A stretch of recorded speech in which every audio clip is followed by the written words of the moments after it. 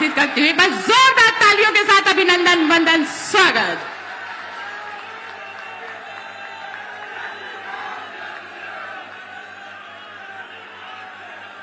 भारत माता की, भारत माता की, भारत माता की, वंदे वंदे वंदे। जन विश्वास यात्रा के आज यहां पर समारोह और जनपद अमेठी को मिलने वाली तमाम प्रकार की इन सौगातों के आयोजन कार्यक्रम में मंच पर उपस्थित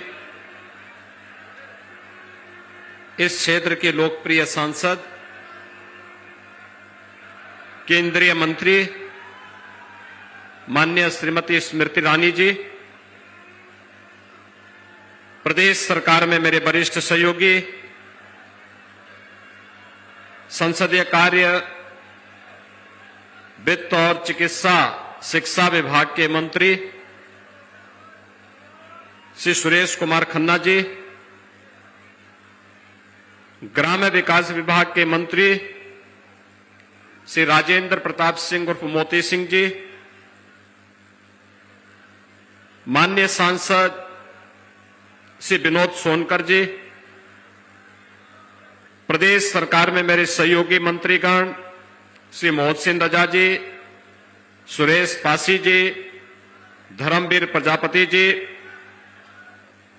माननीय विधायक श्री मयंकेश्वर शरण सिंह जी, माननीय विधायक श्रीमती गरिमा सिंह जी, जिला पंचायत के अध्यक्ष श्री राजेश अग्रहरी जी, भारतीय जनता पार्टी के जिला के अध्यक्ष श्री दुर्गेश त्रिपाठी जी, पूर्व विधायक श्री तेजभान सिंह जी, आज के इस कार्यक्रम में उपस्थित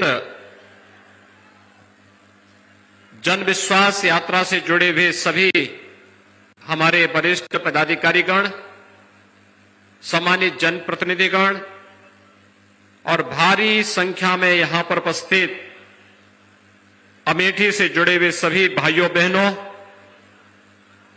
मैं इस भूमि को और यहां के नागरिकों का अभिनंदन करते हुए क्रांतिकारियों की, संतों, सिद्धों, ऋषियों की इस भूमि को मैं कोटि कोटि नमन करता हूं।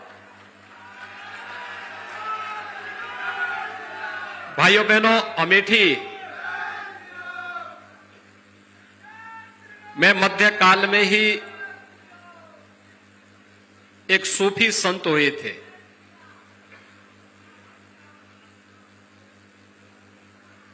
और उन्होंने यहां की धरती में अपनी दोहावली के माध्यम से उस कालखंड में जो अपनी रचनाएं रची थी, मलिक मोहम्मद जायसी ने यही से कहा था कि योगी सिद्ध होई तब जब गोरख सो भेंट। स्योतार महायोगी गोरखनाथ के वे अनन्य अनुयायी थे और उन्होंने उस योग की साधना में इतने पारंगत हुए थे कि उन्हें सिद्धि प्राप्त हो गई थी। भारतीय परंपरा कितनी समृद्ध है, वह व्यक्ति, जाति, मत और मजहब नहीं देखती। अमेठी ने जिन लोगों को आजादी के बाद देश की सत्ता सौंपी थी, मलिक मोहम्मद जायसी की ये बात अगर उनके दिमाग में आई हुई होती तो संभवतः हिंदू और हिंदुत्व में भेद नहीं करते। लेकिन चूंकि जिन लोगों ने विभाजनकारी राजनीति को सदैव अपनाया,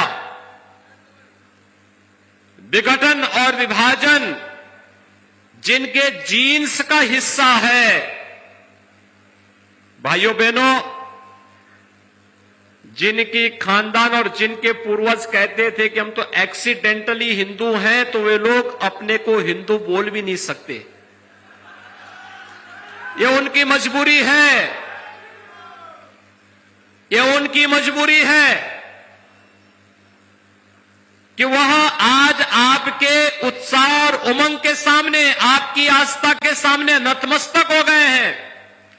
अन्यथा उन लोगों ने तो बहुत पहले कह दिया था कि हम एक्सीडेंटली हिंदू हैं, यानी दुर्भाग्य से ही भारत में जन्म ले लिए हैं। और इसलिए जब वे एक्सीडेंटली थे तो ये एक्सीडेंट देश के साथ जब भी अवसर मिला, देश के साथ भी और अमेठी के साथ भी यही करते रहे। याद करिए, आपके पूर्व सांसद जब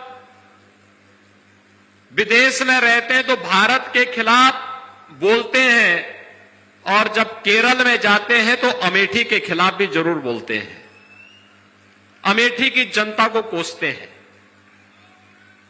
भाइयों बहनों, मैं ये नहीं समझ पाया कि इतना तो खुद गर्ज किसी को नहीं होना चाहिए कि जिस जनता ने उन्हें सत्ता के शीर्ष पर पहुंचाने में योगदान दिया, अपनी नाकामयाबियों को छुपाने के लिए उन्हें बार बार कोसना, उन्हें कटघरे में खड़ा करना, अपनी नाकामयाबियों को न देखना, अपने काले कारनामों को न देखना, मुझे लगता है ये अमेठी के साथ, प्रदेश के साथ और देश के साथ अन्याय होगा। और यही होता रहा है, अमेठी के साथ यही होता रहा है। हम लोगों में कोई छुपाव भी नहीं है और कोई घबराहट भी नहीं है। जब मुख्यमंत्री नहीं थे तब भी हम लोग कहते थे, आज मुख्यमंत्री हैं तब भी कह रहे हैं और आगे भी यही कहेंगे कि गर्व से कहो हम हिंदू हैं। हमें कोई संकोच नहीं है। और हिंदूपन का यह भाव व्यक्ति, जाति, मत और मजहब में नहीं बांटती, ये हमारी सांस्कृतिक पहचान है। इस सांस्कृतिक पहचान को जानने का प्रयास अगर इन लोगों ने किया होता तो 1947 में इस देश का दुर्भाग्यपूर्ण विभाजन भी नहीं होता। सत्ता के प्रति जो इनकी अति लालसा थी, इसने देश का भी विभाजन करवाया था।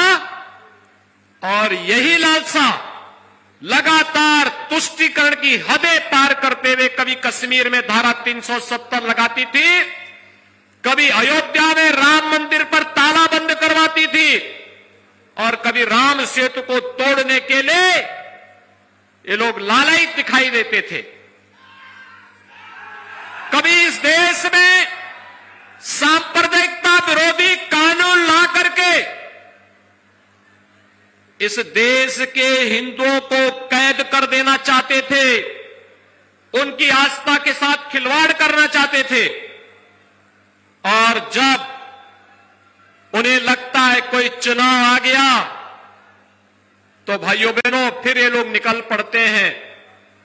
आपने देखा होगा गुजरात विधानसभा का चुनाव चल रहा था 2017 के दिसंबर महीने में, और भाइयों बहनों उस समय जब चुनाव चल रहे थे तो चुनाव के दौरान यहां के पूर्व सांसद जब एक मंदिर में गए और मंदिर में घुटने टेक करके पूजा करने के दृश्य बैठने के लिए घुटना टेक करके जैसे बैठे तो पुजारी ने कहा भी पालती मार के बैठो। उन्होंने कहा नहीं, हमें जानकारी नहीं है। उन्होंने कहा भैया ये मंदिर है, ये मस्जिद नहीं है, कम से कम इतना तो सीख लो। अब जिन लोगों को इतने भी संस्कार न हो, वे हिंदू और हिंदुत्व के बारे में भी इस प्रकार का दुष्प्रचार करें तो ये उनकी बुद्धि का फेर है। और भाइयों बहनों, हम सबको अपनी परंपरा, अपनी संस्कृति और अपने संस्कारों पर गौरव की अनुभूति करनी चाहिए। हम सबको इस बारे में विश्वास होना चाहिए कि दुर्लभम भारतीय जन्म मानुषम तत्र दुर्लभम। ये भारत में जन्म लेना दुर्लभ है और इसमें मनुष्य के रूप में जन्म लेने का सौभाग्य हम सबको प्राप्त हुआ है। ये हमारे लिए और भी सौभाग्यशाली है। हम अपने सौभाग्य के लिए गौरव की अनुभूति करें और मुझे लगता है हर भारतीय को इस पर गौरव की अनुभूति होनी चाहिए। हम भारतीय हैं और हिंदू हमारा सांस्कृतिक पहचान है, इस पर भी हमें गौरव की अनुभूति होनी चाहिए। लेकिन एक बात मैं आपको बताना चाहता हूं भाइयों, मैं आप सबको एक बात बताना चाहता हूं।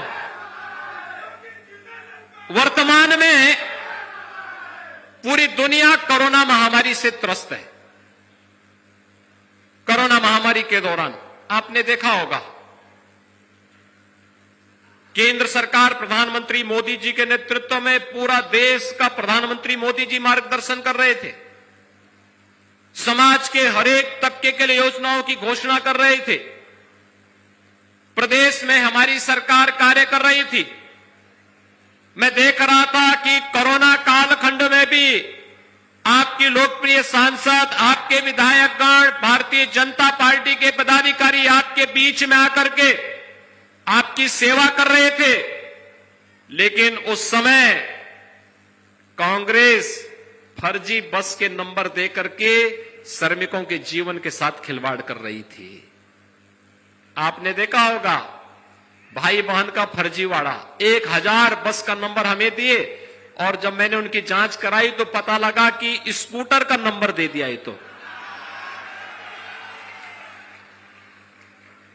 एक वाहन का मैंने आरटीओ के यहां जांच करवाया तो पता लगा कि एक ट्रक जो पहले ही कंडम हो चुका कबाड़ी के यहां पड़ा हुआ उसका भी नंबर दे दिए। अब आप सोचिए, कोरोना से हम लड़ाई लड़ रहे हैं, एक एक श्रमिक की जान को बचा रहे हैं, कोटा से अपने युवाओं को वापस ला रहे हैं, प्रयागराज में प्रतियोगी परीक्षाओं की तैयारी कर रहे अपने नौजवानों को वापस उनके घरों तक पहुंचाने का कार्य कर रहे हैं। और कांग्रेस फर्जी बस का और स्कूटर का नंबर देकर के उनके जीवन के साथ खिलवाड़ कर रही थी। आपने दृश्य तो देखा होगा ना, जब हम लोगों ने एफआईआर दर्ज करवाई थी, कार्रवाई करवाई थी। और इसलिए कार्रवाई कराई थी क्योंकि सरकार की कार्रवाई में बाधक डालकर बाधा पैदा करके ये लोग अव्यवस्था पैदा करना चाहते थे। कहीं कोई भी कांग्रेस का व्यक्ति, समाजवादी पार्टी का कोई व्यक्ति, कोई नेता, कोई जनप्रतिनिधि, कोई पदाधिकारी उनके राष्ट्रीय अध्यक्ष से लेकर के प्रदेश अध्यक्ष तक या फिर एक सामान्य कार्यकर्ता से लेकर के उनका कोई जनप्रतिनिधि जनता के बीच में नहीं था। पिछले 2 महीने से जब चुनाव की आहट सुनाई दी तो ये लोग जहां तहां थोड़ा अपना दर्शन देने के लिए आ रहे होंगे। यानी ये चुनावी पर्यटन है। चुनावी पर्यटन के बाद फिर 4.5 साल तक ये लोग गायब हो जाएंगे, फिर नहीं दिखाई देंगे और फिर दिखाई दे रहे होंगे, आ रहे होंगे। कोई यात्रा निकाल रहा है, कोई कुछ और कर रहा है, अलग अलग काम धाम इनके होते हैं और उसी में फिर निकल पड़े हैं। लेकिन भाइयों बहनों, आज मैं आप सबसे कहना चाहता हूं, इस देश की तस्वीर को बदला है और इस देश के प्रत्येक नागरिक की तकदीर को बदलने का कार्य किया है प्रधानमंत्री मोदी जी ने पिछले 7.5 वर्ष के दौरान। हमने तो नारा कोई ऐसा नहीं दिया था, हमने कोई गरीबी हटाओ का नारा नहीं दिया। प्रधानमंत्री मोदी जी ने तो एक ही मंत्र दिया, सबका साथ और सबका विकास। और सबका साथ और सबका विकास का किया हमने। समाजवादी पार्टी की सरकार में, उनकी सरकार के 5 साल में 18,000 लोगों के लिए मकान स्वीकृत हुए, दिए नहीं, अभी कागजों में स्वीकृत हुए थे। और भाइयों बहनों, हमारी सरकार के 5 साल अभी पूरे नहीं हुए, हमने अब तक 43 लाख परिवारों को एक मकान दे दिया है। 43 लाख परिवारों को। 61 लाख परिवारों को एक एक शौचालय दे दिया है। हर ग्राम पंचायत में एक एक सामुदायिक शौचालय भी दे दिया है। 1 करोड़ 43 लाख परिवारों को विद्युत का फ्री में कनेक्शन भी दे दिया है। और यही नहीं, 9 करोड़ लोगों को आयुष्मान भारत में और मुख्यमंत्री जन आरोग्य योजना में फ्री में 5 लाख रुपए हर वर्ष स्वास्थ्य बीमा का कवर भी उपलब्ध करवा दिया है। क्या कर रही थी कांग्रेस? 55-60 वर्ष के दौरान समाजवादी पार्टी को प्रदेश में 4 बार अवसर मिला था। क्या कर रही थी समाजवादी पार्टी? और बहन जी को भी 3 बार अवसर मिला था। क्या कर रही थी ये सभी? भाइयों बहनों, पिछले 7 वर्ष के दौरान देश को हर एक क्षेत्र में सफलता प्राप्त हुई। गरीब को राशन भी मिल रहा है, गरीब को मकान भी मिल रहा है, समाज के प्रत्येक तबके को सम्मान देने का कार्य भी हो रहा है और इंफ्रास्ट्रक्चर डेवलपमेंट के बड़े बड़े कार्य भी हो रहे हैं। ये पूर्वांचल एक्सप्रेसवे, कोई सोचता था अमेठी होके हुए जाएगा, लेकिन आज अमेठी का भी एक बड़ा भूभाग पूर्वांचल एक्सप्रेसवे के साथ जुड़ा है। और भाइयों बहनों, ये केवल एक्सप्रेसवे नहीं है, अभी तो इसमें औद्योगिक क्लस्टर बनने हैं। अमेठी के लोगों को यहीं पर उसके किनारे नौकरी और रोजगार भी उपलब्ध करवाने की कार्रवाई होने जा रही है। आज तो ये हकीकत है, इतने कम समय में एक्सप्रेसवे का बन जाना। अभी एक्सप्रेसवे कोई इसको तो छुपा नहीं सकता, लेकिन हम लोगों ने बना के तैयार किया है। आज तो मेडिकल कॉलेजेस की एक श्रृंखला 1947 से लेकर 2017 के बीच 70 वर्षों में प्रदेश में केवल 12 मेडिकल कॉलेज बने थे। अगर मैं 1947 के पहले भी जोड़ दूं तो कुल 17 मेडिकल कॉलेज बने थे प्रदेश में। और भाइयों बहनों, आज हम लोग प्रदेश में 35 नए मेडिकल कॉलेज बना रहे हैं। 4.5 वर्ष में 35 नए मेडिकल कॉलेज, जिसमें अमेठी का भी एक मेडिकल कॉलेज है। मेडिकल कॉलेज के लिए तिलोई में आज भारतीय यानी यहां पर 200 बेड्स का हॉस्पिटल भी यहां पे लोकार्पित हो गया है। भाइयों बहनों, ये विकास की प्रक्रिया पहले भी चल सकती थी। ये गरीबों को मकान, गरीबों को शौचालय, गरीबों को विद्युत का कनेक्शन, गरीबों को रसोई गैस का कनेक्शन, गरीबों को स्वास्थ्य बीमा का कवर, फ्री में टेस्ट, फ्री में उपचार, ऑक्सीजन के प्लांट लगना। स्मृति जी ने जाने कहां से ला करके हर हॉस्पिटल में एक एक प्लांट स्थापित कर दिए हैं। पर्याप्त मात्रा में ऑक्सीजन प्लांट आज लग चुके हैं। क्या कर रहे थे लोग 50 वर्षों तक? विकास की सोच थी नहीं। लेकिन मैं पूछना चाहता हूं, ये पैसा पहले कहां जाता था? आपकी समझ में आया होगा। ये जो गरीबों के आज मकान पैसे से हम लोग बना दे रहे हैं, पैसा पहले भी था, लेकिन ये पैसा कहां जाता था? ये पैसा पहले चला जाता था सपा समाजवादी पार्टी के बबुआ के जो चिढ़ है, वो कह ही रहे हैं ना। चुनाव आयोग से उन्होंने गुहार की है कि छापे चुनाव के बाद डलवाना है। ये नोट की नोट गड्डियां जो निकल रही हैं, ये जेसीबी से जो नोट निकाले जा रहे हैं, आपने जेसीबी से मिट्टी निकलते हुए तो देखा होगा, लेकिन जेसीबी से नोट की गड्डियां निकलती हुए देखी हैं? ये नोट की गड्डियां वही निकल रही है भाइयों बहनों। जो गरीबों के लिए मकान के लिए पैसा आया था पिछली सरकारों में, गरीबों के लिए अन्न के लिए जो पैसा पिछली सरकारों के लिए था, गरीबों के लिए स्वास्थ्य के लिए जो पैसा था, गरीबों के लिए अन्य योजनाओं का जो पैसा था, वही पैसा ये सब अपना बटोर बटोर करके रखे हुए थे। आज उसी पैसे को निकाल करके फिर से उसको विकास के कार्यों में हम लोग लगवाएंगे, इसलिए जेसीबी चलवाई जा रही है। और इस कार्य को हम लोग पहले से भी कर रहे हैं। हमने पहले ही कहा था, जब सरकार में आए थे तभी हमने कहा था अपराध और अपराधियों के प्रति जीरो टॉलरेंस की नीति के तहत कार्य करेंगे। ये अपराधी और माफिया जो सरकारी संपत्तियों पर कब्जा करते थे, गरीबों की संपत्ति पर कब्जा करते थे, व्यापारियों की संपत्तियों पर कब्जा करते थे, शरीफ और सम्मानित लोगों की संपत्ति पर कब्जा करते थे और फिर सत्ता अधिष्ठान में बैठ करके धमकाने का कार्य भी करते थे, इन सबको पहले उठा उठा करके जेल के अंदर ठूसने का कार्य किया गया। बाद में संपत्तियों की जांच की गई और जहां पर लगा ये अवैध है, वहां पर भाइयों बहनों बुलडोजर चलाने में भी कोई गुरेज नहीं की। भाइयों बहनों, प्रदेश सरकार का बुलडोजर जब चलता है तो उस समय समाजवादी पार्टी के बबुआ को बुरा लगता है। जब माफियाओं की संपत्ति जब्त की जाती है तो उनको बुरा लगता है। भाई और बहन को जब माफियाओं के ऊपर बुलडोजर चलाया जाता है तो दोनों को बुरा लगता है। ये सब क्यों हो रहा है?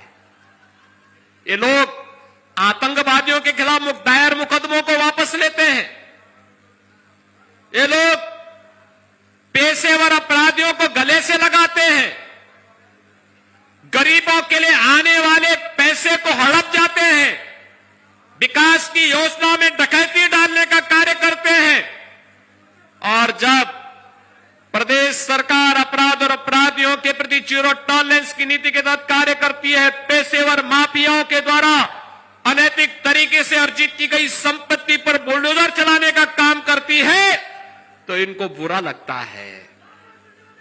आप मुझे बताइए, क्या प्रदेश सरकार का बुलडोजर चलना चाहिए? सभी लोग सहमत हैं? आशीर्वाद है ना? आप लोग सहमत हैं कि चालू रहना चाहिए? ये चरेवेती होना चाहिए ना? ये चलते रहना चाहिए। सभी की सहमति है? तो भाइयों बहनों, मैं भी आपको यही आश्वासन देने के लिए आया हूं। आप मुझे एक बात बताइए, अयोध्या में राम मंदिर का निर्माण का ये भाई बहन बना लेते? याद करिए, सोमनाथ के मंदिर के पुनरुद्धार कार्यक्रम में जब पहले राष्ट्रपति जा रहे थे, डॉक्टर राजेंद्र प्रसाद जी, तो उस समय इनके परनाना ने विरोध किया था। यानी भगवान के मंदिर का हो रहा, उन्होंने कहा ये नहीं करना चाहिए। यानी कश्मीर में धारा 370 लगाने में उनको गुरेज नहीं थी, क्योंकि कश्मीर में धारा 370 आतंकवाद की जड़ थी। लेकिन सोमनाथ के मंदिर का विरोध जरूर कर रहे थे। भाइयों बहनों, अयोध्या में राम मंदिर का विरोध भी ये लोग कर रहे थे। और कुछ लोग तो कहते थे परिंदा भी पर नहीं मार सकता। आज जो कह रहे हैं हम सत्ता में होते तो मंदिर का निर्माण अब तक कर चुके होते, तो फिर राम भक्तों पर गोलियों चलाने वालों माफी मांगोगे? राम भक्तों से क्या माफी मांगोगे इस कार्य के लिए? राम भक्तों का नृशंस हत्या करने वाले लोग आज मंदिर की बात कर रहे हैं। यही आपकी ताकत है भाइयों बहनों, यही ताकत है आपकी। आज सब आपके सामने नतमस्तक है, और इसलिए आपके सामने नतमस्तक है क्योंकि इन्होंने पहले वंशवाद और परिवारवाद की राजनीति की। इन लोगों ने पहले जातिवाद के नाम पर समाज को बांटा, और जब इन्हें लगा कि मोदी जी के आने के बाद वंशवाद, परिवारवाद, जातिवाद ये सब चला गया कूड़े के दान में, अब तो देश के अंदर एक ही बात गूंज रहा है, वह बात है राष्ट्रवाद का। तो अब ये भी नतमस्तक आपके सामने हो चुके हैं। नहीं तो ये लोग पहचानते ही नहीं थे। भगवान राम और भगवान कृष्ण को काल्पनिक कहते थे। कहते थे कि अयोध्या में राम मंदिर का फैसला आ जाएगा तो खून की नदियां बहेंगी। मैंने कहा रे बेकार की बात करते हो, फैसला आएगा, एक मच्छर नहीं मरेगा, सबसे शांतिपूर्ण दिन रहेगा। और हुआ ना, जिस दिन 9 नवंबर 2019 को अयोध्या में राम जन्मभूमि के बारे में माननीय उच्चतम न्यायालय का फैसला आया था, प्रदेश में एक भी घटना नहीं घटित हुई। उत्साह के साथ सब लोग मग्न थे, शांतिपूर्ण सौहार्दपूर्ण दिन था। ऐसा लगता जैसे राम राज्य आ गया है, राम राज्य का दिन था भाइयों बहनों। 500 वर्षों के बाद ये सपना साकार किया है मोदी जी ने, लेकिन इन लोगों को यह अच्छा नहीं लगता। अयोध्या में राम मंदिर का निर्माण हो, भव्य राम मंदिर का निर्माण हो, इनको अच्छा नहीं लगता। आपने देखा होगा अभी काशी में, भाइयों बहनों, अभी आपने काशी में देखा होगा, काशी में भगवान विश्वनाथ के भव्य धाम का निर्माण प्रधानमंत्री मोदी जी ने किया है। और भव्य धाम काशी विश्वनाथ धाम का निर्माण होकर के आपने देखा होगा, टेलीविजन में कितने लोगों ने देखा काशी विश्वनाथ धाम का उद्घाटन का कार्यक्रम। भाइयों बहनों, मोदी जी ने वहां पे क्या काम किया था? गए, पहले गंगा जी में डुबकी लगाए, गंगा जी में डुबकी लगाने के बाद गंगा जल अपने साथ कलश लेकर के आए थे और कलश को लेकर गंगा जल लेकर के स्वयं गए, भगवान शिव का अभिषेक किया। आपने देखा ना? और भगवान शिव का अभिषेक करने के बाद फिर गए और श्रमिकों के ऊपर पुष्प वर्षा किए। देखा ना वह भी दृश्य? कभी किसी प्रधानमंत्री को श्रमिकों के ऊपर पुष्प वर्षा करते हुए देखा है क्या? आपने इतिहास में तो सुना होगा कि जिन श्रमिकों ने ताजमहल का निर्माण किया था, उन श्रमिकों के हाथ काट दिए गए थे। मालूम है ना? एक उस सोच के लोग थे और एक यह सोच है जो राष्ट्र निर्माण की है, जो काशी विश्वनाथ धाम का निर्माण करने वाले श्रमिकों पर पुष्प वर्षा भी करते हैं। भाइयों बहनों, ये लड़ाई ही वर्तमान में चल रही है, एक तरफ निर्माण की, एक तरफ विध्वंस करने वालों की। एक तरफ वे लोग हैं जो आतंकवादियों पर दायर मुकदमों को वापस लेते हैं, और एक तरफ हम लोग हैं जो आतंकवादियों को ठिकाना लगा करके राम मंदिर के निर्माण का मार्ग भी प्रशस्त करते हैं। एक वे लोग हैं जो गरीबों के लिए आने वाले मकान को, शौचालय को, विद्युत की व्यवस्था को, अन्न योजना के पैसे को हड़प करके अपने घर का विकास कराते थे। और दूसरी तरफ हमारे लिए तो प्रदेश के 25 करोड़ लोग ही परिवार हैं, उनको एक एक मकान हर एक गरीब को दिलवाने का कार्य हमारे माननीय सांसद, माननीय विधायकगण कर रहे हैं। ये काम पहले भी हो सकता था, आजादी के बाद भी हो सकता था। मोदी जी ने आने के बाद जो काम शुरू 2014 में किया, ये काम 1947 में क्यों नहीं प्रारंभ हो पाया? ये काम 2004 में क्यों नहीं प्रारंभ हो पाया? 2009 में क्यों नहीं हो पाया? अगर ये बात हमने समझने का प्रयास किया होता भाइयों बहनों, तो संभवतः ये जो अमेठी को अपनी बपौती समझने वाले कभी भी हिंदू और हिंदुत्व के नाम पर आपके बीच में फूट डालने का दुस्साहस नहीं कर पाते, कभी नहीं डाल पाते। हमने तो कोई भेद नहीं किया। हमने तो, सरदेव अटल जी ने तो एक बात कही थी, आदमी न छोटा होता है न बड़ा होता है, आदमी तो सिर्फ आदमी होता है। यही तो हमारे संस्कार हैं। हमने तो एक ही बात की, और वह था सबका साथ और सबके विकास का। आज भाइयों बहनों, मैं आप सबसे यही अपील करने के लिए आया हूं। आज मुझे अच्छा लगा, यहां पर पिछले 5-7 वर्षों के अंदर आपने देखा होगा यहां की तस्वीर बदली है। स्मृति जी जब से केंद्र सरकार में मंत्री बनी, आपने 2019 में उन्हें यहां से सांसद चुना। मैं देखता था 2014 से 2019 के बीच में जितनी बार माननीय स्मृति ईरानी जी ने अमेठी का दौरा किया, उतनी बार अपने 3 बार के कार्यकाल में भी श्री राहुल गांधी अमेठी नहीं आए थे। यानी वे सांसद नहीं थी यहां से, लेकिन फिर भी वे यहां की जनता की सेवा के लिए आती थी। 2019 में आपने सांसद के रूप में चयन किया, मैं इसके लिए आपका अभिनंदन करता हूं। और भाइयों बहनों, आज आपने देखा होगा समग्र विकास की दिशा में अमेठी आगे बढ़ रही है।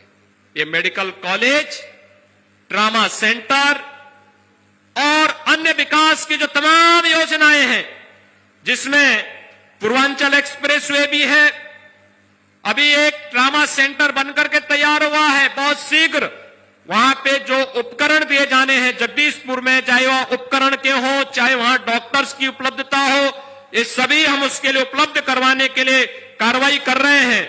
और जिले में पुलिस लाइन के निर्माण की कार्रवाई को भी हम लोग पहले ही मंजूरी कर चुके हैं। यानी जिला मुख्यालय के साथ ही यहां पर इन सभी कार्यक्रमों को आगे बढ़ाने का कार्य सरकार के शीर्ष प्राथमिकता पर है।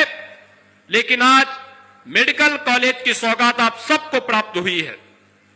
भाइयों बहनों, यह मेडिकल कॉलेज आपके यहां 292 करोड़ रुपए की लागत से बनेगा और 292 करोड़ रुपए की लागत से बनने वाला यह मेडिकल कॉलेज 2022-23 में यहां पर एमबीबीएस प्रथम वर्ष में प्रवेश की सुविधा भी यहां पर रहेगी। यहां के जो मेरिटोरियस छात्र हैं, मेडिकल के क्षेत्र में अपने जीवन को आगे बढ़ाना चाहते हैं, चिकित्सा सेवा में जो लोग अपने को समर्पित करना चाहते हैं, उन लोगों के लिए, और फिर धीरे धीरे करके यहां पे हम नर्सिंग का, पैरामेडिक्स का भी पाठ्यक्रम इसके साथ जोड़ करके एक मेडिकल हब के रूप में इस क्षेत्र को विकसित करने का कार्य करेंगे। आज मैं इसके लिए यहां की इस योजना के लिए मेडिकल कॉलेज का यह संस्थान अमेठी जनपद में स्थापित हो सके, जो कार्य आजादी के बाद अमेठी में नहीं हो पाया, उस कार्य को एक समय सीमा के अंदर जब डबल इंजन की सरकार आई तो भाइयों डबल इंजन की सरकार ने वह करके दिखाया है। प्रधानमंत्री मोदी जी का सानिध्य मिला, यहां के माननीय सांसद श्रीमती स्मृति ईरानी जी ने, तिलोई के माननीय विधायक और इस जनपद के सभी जनप्रतिनिधियों ने मिलकर के जब एक साथ ताकत लगाई तो मेडिकल कॉलेज भी यहां पर स्थापित हो रहा है और मेडिकल कॉलेज की कार्रवाई इसी सत्र में और प्रारंभ भी होगा। आज इस रूप में आपके सामने है। मैं आप सबको इस बात के लिए आश्वस्त कर रहा हूं, विकास के लिए जब जागरूक जनप्रतिनिधि हो तो जनता जनार्दन को परेशान होने की आवश्यकता नहीं होती है। ये स्वयं मेहनत करके आपके लिए उन प्रकार की योजनाओं को लेकर के आते हैं। और भाइयों बहनों, सरकार, केंद्र सरकार और प्रदेश सरकार आपके विकास की योजनाओं को, गरीब कल्याणकारी योजनाओं को आप तक पहुंचाने के लिए पूरी प्रतिबद्धता के साथ कार्य करेगी, इसमें कोई संदेह नहीं होना चाहिए। ये जन विश्वास यात्रा 5 वर्ष की सरकार की उपलब्धियों पर आपका एक बार फिर से आशीर्वाद प्राप्त करने के लिए आपके बीच आई है। और मुझे प्रसन्नता है कि इस यात्रा का जो एक काशी से निकलने वाली यात्रा थी, गाजीपुर में इसका शुभारंभ केंद्रीय मंत्री और आपकी लोकप्रिय सांसद स्मृति जी ने ही इसका शुभारंभ किया था। और आज समापन पर भी वे आज आपके बीच में यहां पर उपस्थित होकर के उन्होंने आपका मार्गदर्शन यहां पर किया है। मैं इस अवसर पर आप सबका अभिनंदन करूंगा कि आपने इस जनविश्वास यात्रा के प्रति जो स्नेह दिखाया है, मैं इसके लिए आप सबका हृदय से अभिनंदन करता हूं, आपका आह्वान करता हूं।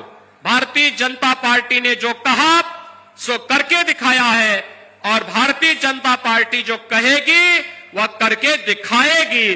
भाई यही मुझे आप सबसे कहना था। आप सभी मेरे साथ मिलकर के बोलेंगे, दोनों हाथ उठा करके मेरे साथ एक बार बोलेंगे, भारत माता की, भारत माता की, भारत माता की, वंदे वंदे वंदे।